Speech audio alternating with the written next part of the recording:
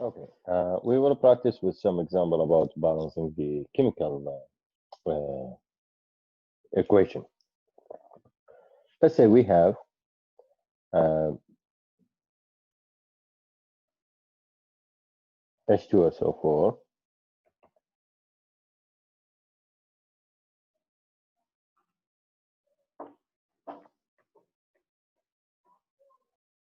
aqueous solution, plus KOH, aqueous solution, and that will give us K2SO4, aqueous solution, plus H2O. Okay, now when you are trying to balance a chemical equation, first of all, just check the chemical equation. Is it a balance or not? If it's balanced, you don't need to change anything. And don't forget also, if it's not balanced, we will change only the coefficient number, not subscript. Be careful, guys. Changing the subscript, changing the identity of the molecule, and that's totally wrong. We only change the coefficient number, which is the number of molecule or number of mole. Now, you can check it quickly, like the hydrogen, for example, it is 2 here and 1 here. The total is the 3 in the reacting side. Here we just have 2 in the product side, so the hydrogen is not balanced. Also the potassium, 2 potassium here, 1 potassium. If there is one element not balanced, we will say that chemical equation not balanced and we have to balance it. Now, how we will balance it? We will play with the coefficient number. We will change them until we get a balanced chemical equation. So first of all, let's start with potassium. Here, potassium, we have 2. Here, in the reacting side, we have 1. How you will make it balanced? Simply, you will multiply the KOH by 2. We will change the coefficient. Don't forget, we will not play with the subscript number.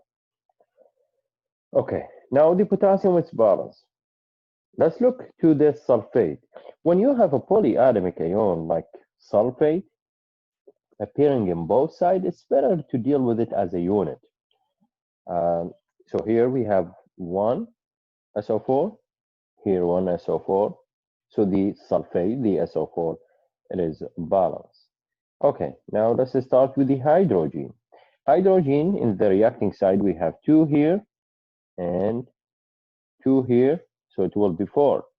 Look at here, guys. The coefficient number multiply everything's on the right side of it. So here we will have 2 oxygen, 2 potassium, 2 oxygen, and 2 hydrogen. So here I have the total 4 hydrogen in the reacting side. In the product side, I just have these 2 hydrogen in the water. How we will make it balanced? Simply you will multiply the water molecule in the product side by 2 to make the hydrogen 4 on each side. Now the last element we need to balance it, it is the oxygen. First of all, let's check if it's balanced or not. Here, in the reacting side right now, we have 2 oxygen. In the product side here, we have 2 oxygen. So it's balanced. You need to double check each of them from the beginning. So 2 potassium, 1 sulfate, 1 sulfate, 4 hydrogen, 4 hydrogen, and 2 oxygen, 2 oxygen, everyone balanced. So this is the balanced chemical equation. So the coefficient number will be 1 here, 2 here, 1 in the K2SO4, and 2 water. And this is the balanced chemical equation.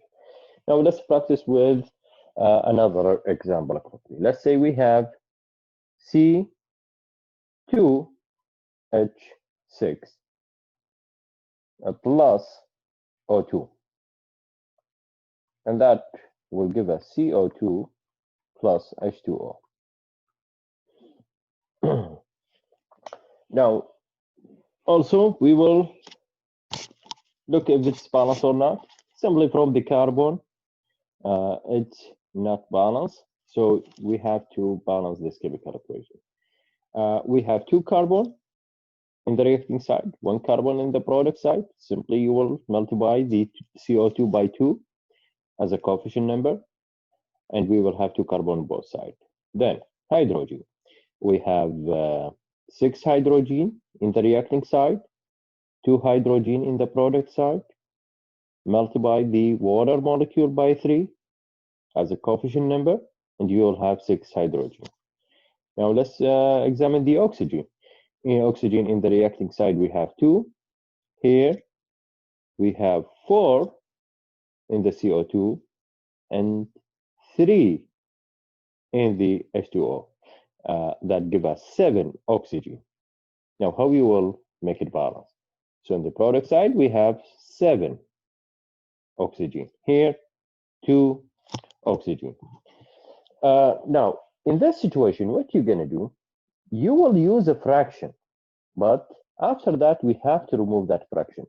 So here, if you will multiply this 2 oxygen by 3.5,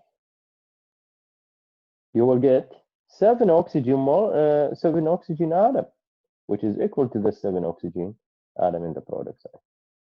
But be careful, guys. You have to remove that fraction. We don't need any fraction to show up in the chemical formula or chemical equation. How you will remove that fraction? You will multiply all the equation, everything's inside it, by 2. Now, after you multiply it by 2, you have to write down everything from the beginning. So here will be 2, C2 at 6, plus 3.5 times 2 will give you 7, or 2. Here, 2 times 2 will give you 4 CO2. 3 times 2 give you 6 H2O. And this is the balanced chemical equation. As I said, don't forget, we don't need any fraction to show up in the chemical equation at the end.